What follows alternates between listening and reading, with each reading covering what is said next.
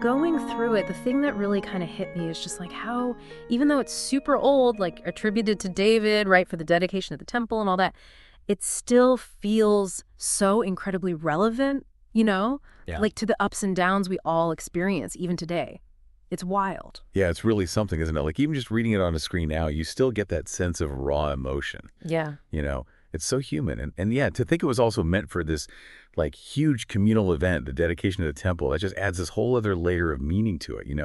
It's personal, but it's also like for everyone. Totally. Totally. So, okay, let's just dive right in, shall we? Like, right off the bat, the first few verses 1 through 3, are just like this powerful cry for deliverance. David comes right out and says, I will exalt you, Lord, for you rescued me. You refused to let my enemies triumph over me. And then he gets even more specific. He says, Oh, Lord, my God, I cried to you for help, and you restored my health. You brought me up from the grave. You kept me from falling into the pit of death. I mean, wow, right.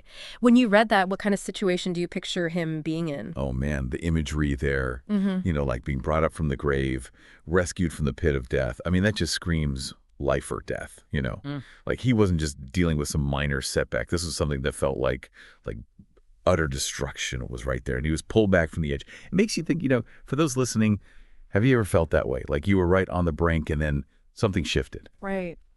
It's intense. And it makes those next couple of verses, 4 and 5, where he's like, sing to the Lord, all you godly ones, praise his holy name. It makes that feel even more powerful. It's not just about his own relief. It's like he's calling for this big communal celebration of that rescue.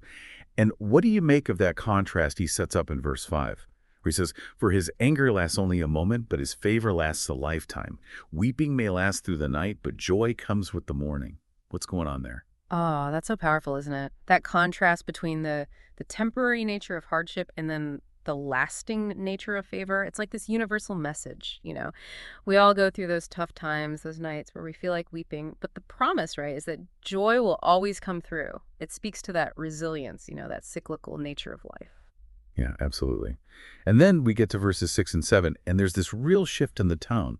David says, when I was prosperous, I said, nothing can stop me now. That feeling of invincibility when things are going well, I think we've all been there, haven't we? Oh, for sure. And then boom, he hits us with this reminder. He says, when you showed me your favor, you made me as secure as a mountain. But then you turned away. I was shattered. It's kind of sobering, It's like this illustration of how quickly our sense of security can change, how easily we can feel shattered, even after a time of feeling so secure. What does that feeling of being shattered bring up for you? It's heavy. And it leads to that really desperate plea in verses 8 through 10, where he's crying out for mercy, even asking, what will you gain if I die, if I sink into the grave? Can my dust praise you? Can it tell of your faithfulness? I mean, that's raw, right? He's so vulnerable there. Oh, absolutely. It's like he's pleading for his life, arguing for his existence based on his ability to praise, to be thankful. It really underlines how important it is to be present, to be able to express gratitude. It's like his whole purpose becomes intertwined with acknowledging this faithfulness. Right. But it doesn't end there, thankfully. Verses 11 and 12, it's like the whole thing turns around. He says, you have turned my mourning into joyful dancing. You have taken away my clothes of mourning and clothed me with joy, that I might sing praises to you and not be silent. O Lord my God, I will give you thanks forever. I mean, can you imagine that?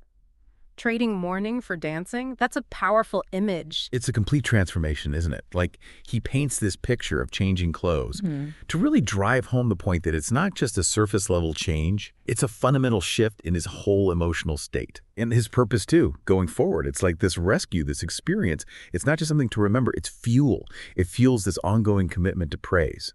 For you, thinking about times you've overcome tough things, what was your joyful dancing after the morning? What did that look like for you? So, looking back at this whole deep dive into Psalm 30, the thing that really sticks with me is that journey, from that deep, deep distress to this overwhelming gratitude.